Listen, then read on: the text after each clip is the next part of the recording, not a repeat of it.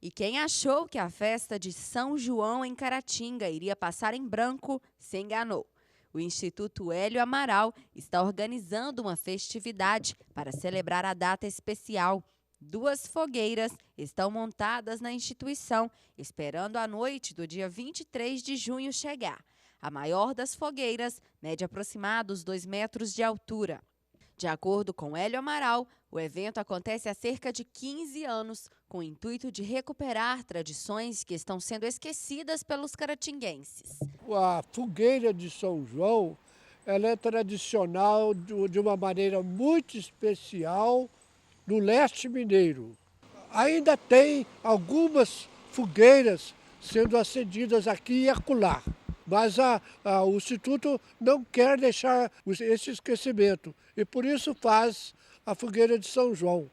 A fogueira de São João, ela se liga a uma tradição antiquíssima da história da humanidade, que é a tradição do fogo. A humanidade aprendeu, em épocas remotíssimas, aprendeu a dominar o fogo. O professor e presidente do Instituto ainda fez questão de contar de onde surgiu a ideia de festejar São João Batista em volta de fogueiras. Segundo ele, a mãe de João Batista acendia fogueiras para que no frio ele pudesse dormir tranquilamente. Diz a lenda que São João, ele nasceu nesse dia, 23 para 24 de junho. E São João, muito pequenininho, a mãe dele, que era Santa Isabel, a mãe dele mandou acender uma fogueira perto dele para ele não acordar e não começar a chorar.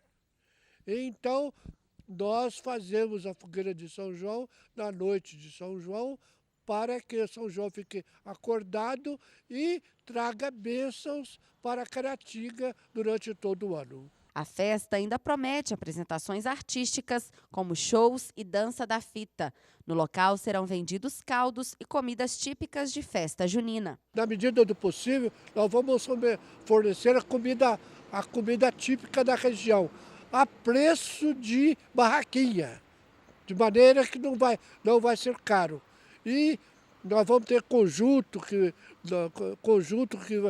vão tocar aqui músicas próprias da época, e então nós esperamos que seja uma festa muito boa, todos estão convidados, o Instituto se sente honrado de receber as visitas.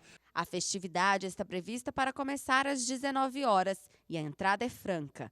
Professor Hélio deixou um convite a todos de Caratinga e região. O Instituto convida toda a cidade de Caratinga a vir aqui, na medida do possível, nós vamos tentar atender bem, mas nós fazemos questão de receber as pessoas, as escolas, as instituições. A entrada é franca, o Instituto se sente honrado de receber as visitas